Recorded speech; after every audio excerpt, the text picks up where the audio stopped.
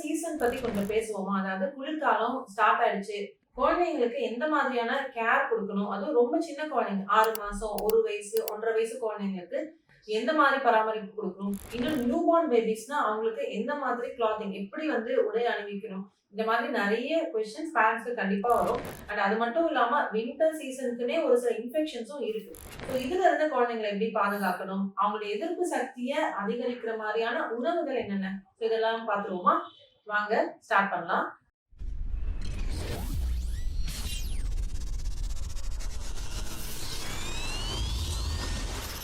Hi, எல்லாருக்கும் வணக்கம். நான் டாக்டர் அபிநயா மதன்குமார். நான் ஒரு குழந்தைகள் நல மருத்துவர் மற்றும் அலர்ஜி ஆஸ்மா சிறப்பு சிகிச்சை நிபுணர், இமயம் மருத்துவமனை, நாமக்கல். ஃபர்ஸ்ட் வந்து குழந்தைங்களுக்கு ஸ்கின் கேர் பத்தி சொல்ல போறேன். வின்டர் சீசன்ல குழந்தைங்களுக்கு ட்ரை ஸ்கின் வர்றது ரொம்பவே காமன். பட் இந்த ட்ரை ஸ்கின்க்கு நம்ம கொஞ்சம் எக்ஸ்ட்ரா கேர் கொடுத்தா குழந்தைங்களுக்கு இது ரேஷஸ் இல்ல இன்ஃபெக்ஷன்ஸா ப்ரோக்ரஸ் ஆகாது. ஸோ குழந்தைங்களுக்கு ட்ரை ஸ்கின் வராம தடுக்கிறதுக்கு ஃபர்ஸ்ட் என்ன பண்ணணும்? நீங்க சம்மர் சீசன்ல வந்து குழந்தைங்கள குளிக்க வைக்கும் போது ஆயில் மசாஜ் பண்ணி குளிக்க வச்சிருப்பீங்க.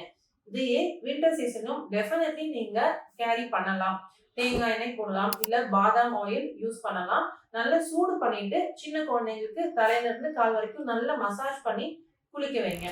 குளிக்க வச்ச பிறகு வித்தின் 3 மினிட்ஸ், இதுதான் ரூல் ஆஃப் தம்ப்னு சொல்லுவோம். ஸோ குழந்தைய குளிக்க வச்ச பிறகு 3 நிமிஷத்துக்குள்ள அவங்களுடைய பேபி மாய்ஸ்சரைசரை கம்ப்ளீட்டா ஹெட் டு டோ நீங்க இது பண்ணலாம். சிலருக்கு ஃபேஸ் கிரீம் வச்சிருப்பாங்க. ஸோ ஃபேஸ் கிரீமை ஃபேஸ்ல யூஸ் பண்ணுங்க. ஜென்ரல் பாடி மாய்ஸ்சரைசரை நீங்க கழுத்துக்கு கீழே கம்ப்ளீட்டாவே தடவலாம். எக்ஸ்ட்ரா ட்ரையா இருக்கக்கூடிய ஏரியாஸ்ல வந்து சிலருக்கு வந்து இந்த ஜாயிண்ட் ஏரியாஸ்ல, முட்டியில இதெல்லாம் தான் வரும். எக்ஸ்ட்ரா ட்ரையா இருக்கும். ஸோ இந்த ஏரியாஸ்லாம் வந்து நீங்க ரிப்பீட்டடா மாய்ஸ்சரைசரை வந்து யூஸ் பண்ணலாம். அண்ட் வின்டர் சீசனுக்கு நீங்க செலக்ட் பண்ணும்போது மாய்ஸ்சரைசர்ஸ்ல சில விஷயங்களை நோட் பண்ணுங்க. அதாவது ஆயில் இல்லைன்னா கீ பேஸ்டா, நெய்யெல்லாம் இப்போ இன்ஃபியூஸ் பண்ணி நிறைய மாய்ஸ்சரைசர் வந்துட்டு இருக்கு. Cocoa butter, shea butter, jojoba oil, இந்த மாதிரி உங்களுக்கு ஸ்பெஷல் ஃபார்முலேஷன்ஸ் இருக்கு. ஸோ இதெல்லாம் உங்களுக்கு எக்ஸ்ட்ரா ட்ரை ஸ்கின்னுக்கு கண்டிப்பா யூஸ்ஃபுல்லா இருக்கும். ஸோ அந்த மாதிரி நீங்க சம்மருக்கு ஒரு மாய்ஸ்சரைசரும் வின்டருக்கு ஒரு மாய்ஸ்சரைசரும் நீங்க செலக்ட் பண்ணி யூஸ் பண்ணிக்கலாம். பட் நீங்க செலக்ட் பண்ணும்போது அது குழந்தைக்கு சேஃபா ஜென்டலானதான்றத பார்த்து சூஸ் பண்ணிக்கோங்க. நெக்ஸ்ட், குழந்தைங்களுக்கு துணி எப்படி நம்ம அணிவிக்கணும்?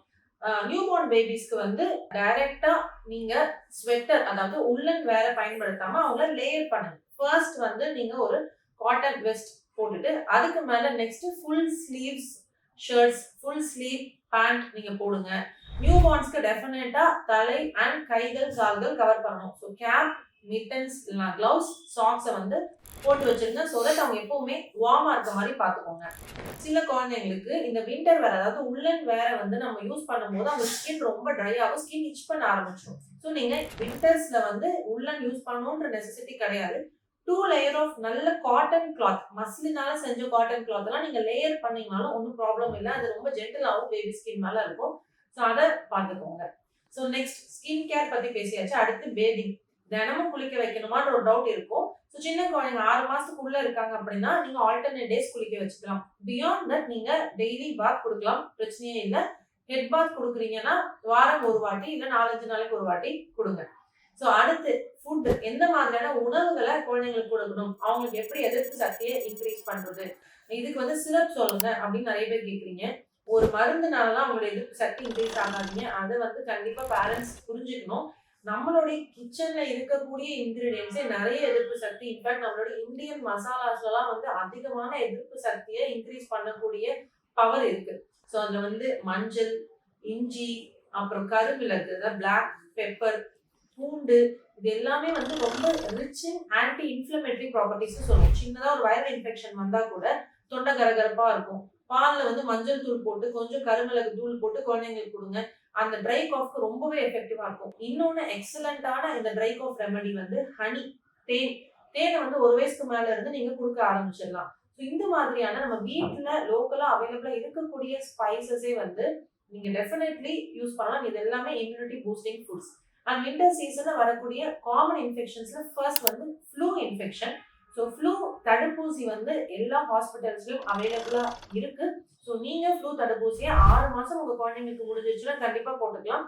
அதுக்கு அப்பர் ஏஜ் லிமிட் கிடையவே கிடையாது. வருஷம் ஒரு முறை இந்த ஃப்ளூ தடுப்பூசி ஸ்ட்ரெயின்ஸ்க்கு ஏற்றபடி மாறும். ஸோ நீங்க ஃப்ளூ தடுப்பூசியை வருஷம் ஒரு வாட்டி இந்த வின்டர் சீசன் அப்போ தாராளமா போட்டுக்கலாம். ஃப்ளூ இல்லாம வேற என்னென்ன இன்ஃபெக்ஷன்ஸ் காமன்னா மோஸ்ட் ஆஃப் them வந்து வைரல் இன்ஃபெக்ஷன்ஸ் தான். ஸோ லேசான சளியில இருந்து ஆரம்பிச்சு நிமோனியா வரைக்கும் இருக்கக்கூடிய வைரல் இன்ஃபெக்ஷன்ஸ் காமன்.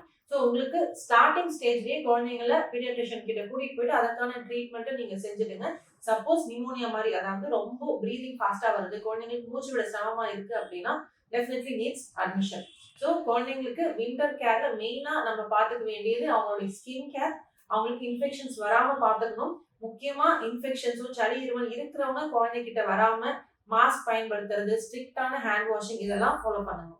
நெக்ஸ்ட் வந்து கிளாதிங் பத்தி சொல்லியிருக்கேன் அண்ட் சில இம்யூனிட்டி பூஸ்டிங் ஃபுட்ஸ் பத்தியும் சொல்லியிருக்கேன். ஸோ வேற உங்களுக்கு வின்டர் கேர் பத்தின சந்தேகங்கள் இருந்ததுன்னா கமெண்ட்ஸ்ல கேளுங்க, டெஃபினட்டா நான் அதுக்கு பதில் தரேன். தேங்க்ஸ்.